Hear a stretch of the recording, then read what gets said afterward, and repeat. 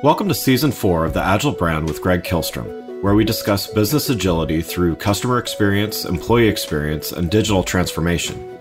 I'm your host, Greg Kihlstrom.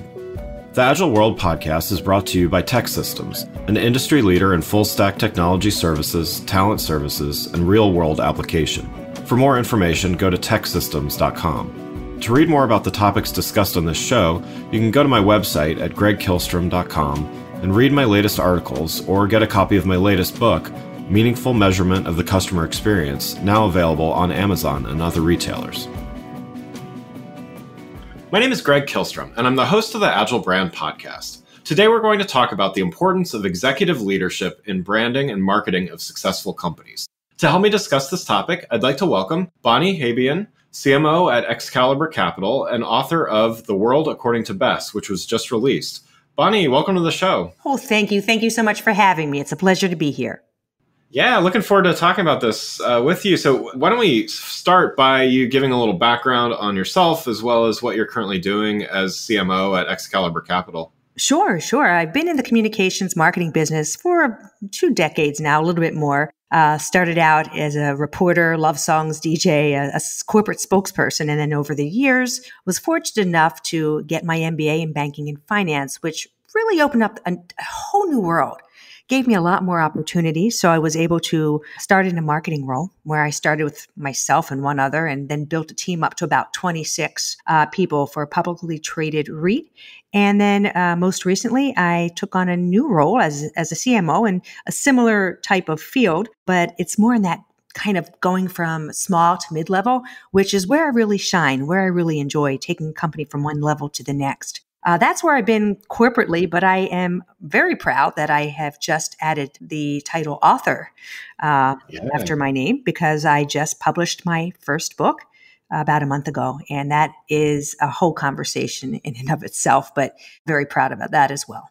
Nice. Yeah, we'll have to have you back on the show to talk about the process of writing. I like to talk about that because I have lots of thoughts about it and probably have done all of the wrong things that you could possibly do in trying to write a book. So I always like to, yeah, exactly. But yeah, so today, we're going to talk a bit about the power of executive leadership branding. Yes. And so first, to kind of start, what is this? Can you define what it means to you? Yeah. For me, I think the thing that I'm seeing is that people always kind of associate brand with a company, and that's not so much anymore. I think a brand can be anybody's brand. And to me, it's the way a product, a company, or even an individual is perceived by those who experience it. So it crosses all the lines in 2022, especially after the pandemic. Yeah. And so, you just kind of touched on this too, but, why is it so important that executives pay attention to their branding? Yeah. I think if you look 20, 30 years back, the only channels we really had to speak to our customers or our clients were maybe through direct mail and, television. That has changed. Think about all the channels that are out there today, some of them more appropriate than others from a business perspective, but the influx of social media and I would say as well, post-pandemic, how things have become heightened with respect to communicating via social media, audio, wearables, things of that sort, that you almost are not taking advantage of being able to help support your business if you're not out there personally showcasing your brand. People trust you, they trust your brand. And I think we have so many leaders nationally and internationally who have taken advantage of that. And now their brand is the company. And I think you're going to see more of that. Yeah, I definitely, I think there's definitely a few out there who have really taken that sometimes maybe even too far, but they've definitely taken that and run with it. And, I think we're also seeing trends like CMOs being promoted to CEO. I know. And that's happening a lot more than it used to, right? I know. I find that really interesting. I would say that, in the last 5-10 years, you don't see CMO tenures lasting that long because I think everything has changed so quickly and people want that quick something. And if you're not producing it, you could sometimes be, I would say, the person that maybe is right in the line of fire because things aren't being produced quickly enough or times are changing and you're not beating the competition. But there's so much involved, I think, in the elements of trying to stay competitive Yeah. And there's just so much you could dive into to say, what is that all about? But yeah, I think you're seeing a lot of that change in the industry. And it's funny when you talk about those leaders who have done it really, really well. I think all of us can think of 5 or 6 at the top of our head who have really gone out and personally used their brand to help their company. And I think those people are kind of tied to that brand so much now that that's a good thing, but it can also be a bad thing, I imagine, if things don't go great. But to me, there's definitely more benefits of building a brand than not. Yeah, I know. To your point, it's in a sense it's job security. I mean, even CEO tenure is not what it necessarily used to be either. Let alone CMO, I think is shorter even. But it's a double-edged sword, right? It's like you get that charismatic leader that really takes the brand forward, but then if a scandal befalls them or whatever, it's time for a quick pivot. So how about the leaders that, branding and marketing they may not even be, it doesn't take a CMO to be, one of those charismatic CEOs, but, what about the leaders for which none of this comes naturally, but they're a solid leader and maybe they're a little more of an operational or finance or legal or, some other area that doesn't necessarily lend itself to being a branding expert. How can a leader get more comfortable with this idea and what are maybe some potential first steps for them? That's really challenging. And I've worked with a lot of CEOs during my career, and some are all very open to it. Some really want to be more of a defensive sort of role. And so you see different personalities. And as a CMO, sometimes I see attributes that I think could really, really work well. But if you're not comfortable with it, you have to work around it. So I would say that, yeah, there are definitely CEOs out there that may want to just be a little bit quieter and aren't comfortable because it's hard going out on a channel of thousands of people and feel authentic. You have to feel comfortable with what you're saying, what you're doing. And so I get that. I think there are some small steps you can take. I think you can certainly make sure that any of your business assets, whether it's LinkedIn, whether it's some thought leadership, always positions you in the best light, that it is content and topics that you're comfortable with, because that will definitely resonate more. If you feel comfortable, you'll feel more comfortable sharing it, speaking about it. But I also think, when you talk about personal brand, you can do things that may not be forward looking to the media and to industry organizations, but you can do it for your employees. So if you are out there perhaps commenting socially or commenting about things that your company did, that is a way that you can really communicate with your employees and get tremendous brand worth from that. It can be natural. It can be motivating because CEOs these days just don't have a ton of time. But if they're able to go out there and express a little of the strategy, express how proud they are of their employees, express the appreciation, it just has a huge ripple effect. So in turn, it will absolutely support business revenue because you're going to have great employees who are happy and who stay. But it's a step forward and it's a baby step. Yeah. And I think that may feel natural to someone who at least is a good leader. I mean, we could call that internal branding or internal communications almost of, if they're not quite ready to be out there as a public figure or don't want to be a public figure, I think they do have to have some kind of brand, even if it is mainly with their internal teams, right? I agree. And I think, in that situation, and I've been in many situations where you may want to put a product out there with a product head or a product leader, but if that's not possible, you work around it. Maybe you can use the company and all of the great achievements to help brand that under the leadership. Maybe it's a once a year letter. Maybe it is a once a year thought leadership piece.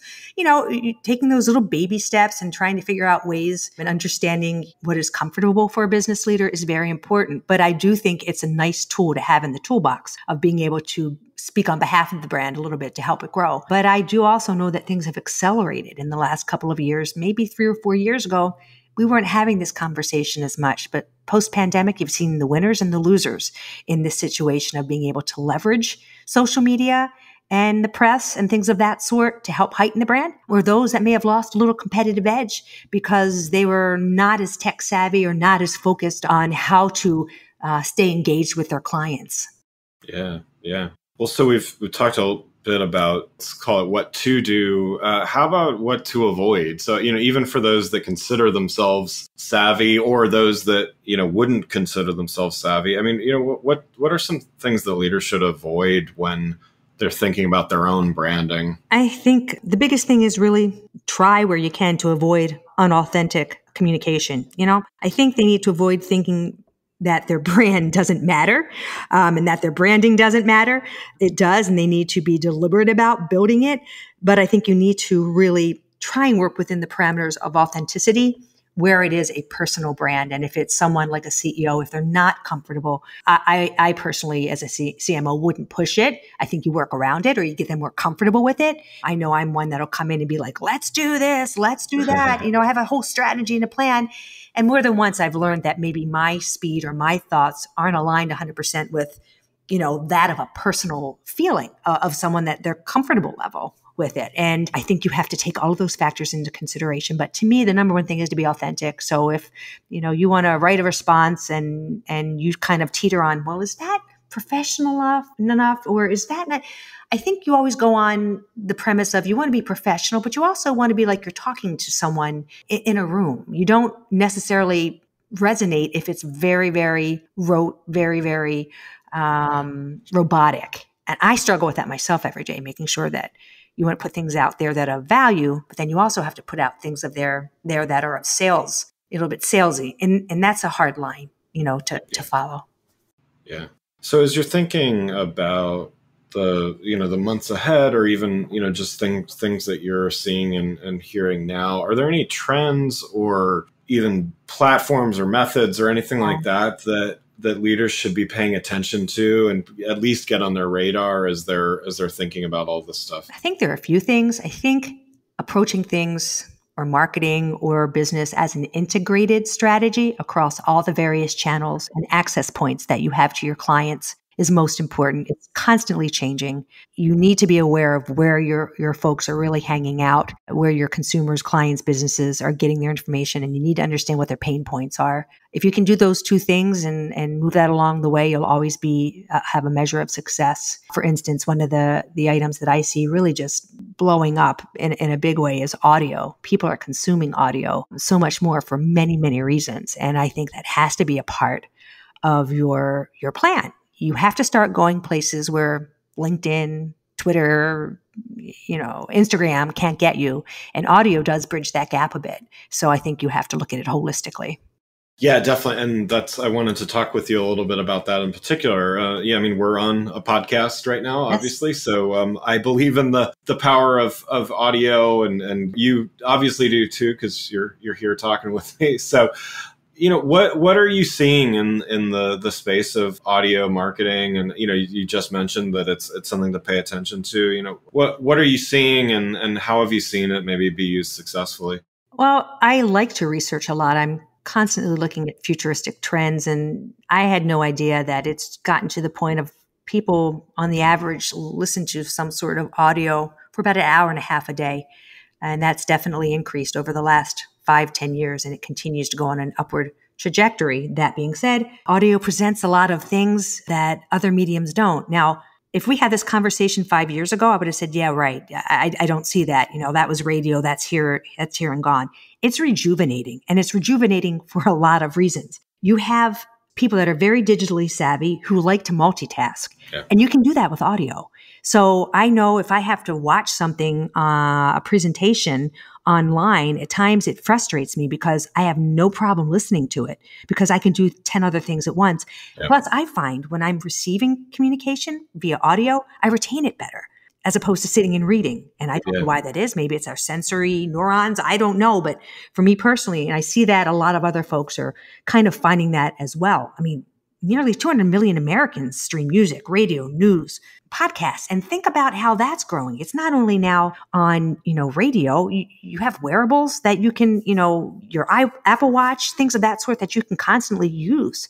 So the resources and the channels continue to grow. So I think audio is definitely a segment that people have to look into and integrate. I'm even seeing it to the point of you may have an article sent out and content is king, but a lot of these articles have text transcriptions now that go right to audio. And there are services out there that provide it that are like computer generated voices. So you don't even need to have voiceovers anymore. So I just see that continuing.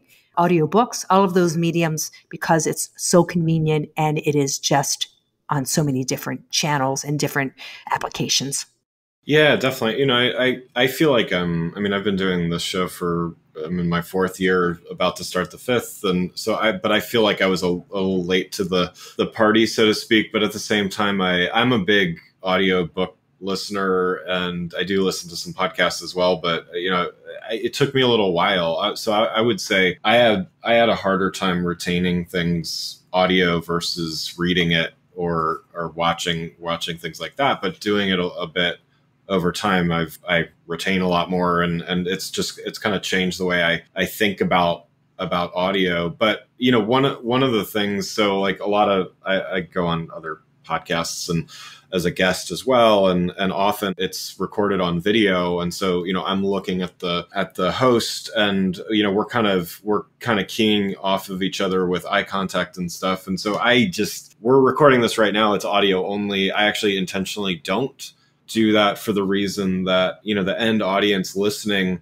I don't want us to have an advantage over that. Like, I want them to hear it how we're communicating, and we've got to communicate through auditory signals. Like, we can't give each other, sign language or something like that to communicate. So I think it helps make a better audio experience for the end user. I have no scientific data to back that up whatsoever, but call it a hunch. But I feel like it does help. Yeah, I think it's exciting. And I agree with you. I was probably a little late to the podcast game, which, I was one of the naysayers, not thinking that this would grow at the time at the rate it has.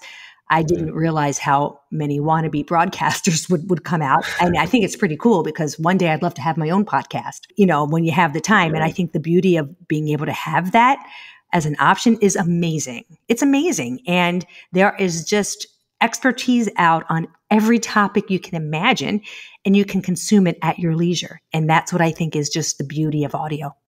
Yeah. Yeah. Well, one last question before we wrap up here. So, in your role as a CMO and your career in marketing, gives you some good perspective over the marketing world. What's a piece of advice, if you're talking to marketing leaders, what's a piece of advice for them as they navigate the months ahead? It's just so dynamic and changing that the only way I think you can hang on and try and position yourself for success is keep learning and really understand where your clients and your target audience is. Where are they hanging out? What are the access points? And then being able to focus on those access points in a meaningful way to build a customer journey or to build a relationship is probably the best thing you can do, and to continue to follow to try and stay ahead of the curve. Wonderful. Great advice. Definitely try to learn as much as I can. Yeah. Wonderful. Well, Bonnie, thanks so much for joining the show. For those listening, what's the best way for them to keep up with what you're doing? LinkedIn. I'm on LinkedIn. I'm on Twitter at MeetBonnieH. LinkedIn, Bonnie Habyan. And my website, Meet Bonnie H, has a lot of information, including my new book. So it talks a lot about what I'm doing and all the various podcasts and things of that sort. So yeah, that would be great. I'd welcome to hear from anyone. Wonderful. Well, again, I'd like to thank Bonnie Habyan, CMO at Excalibur Capital and author of The World According to Bess, for joining the show. Thanks for listening to The Agile Brand with Greg Kihlstrom. Talk with you next week. Thanks again for listening to the Agile Brand with Greg Kihlstrom podcast, brought to you by Tech Systems. If you enjoyed the show, please take a minute to subscribe on your podcast channel of choice and leave us a rating so that others can find the show more easily. You can access more episodes of the show at www.theagilebrand.show. To get a copy of my latest book, Meaningful Measurement of the Customer Experience, visit my website at gregkihlstrom.com. Until next week, stay agile.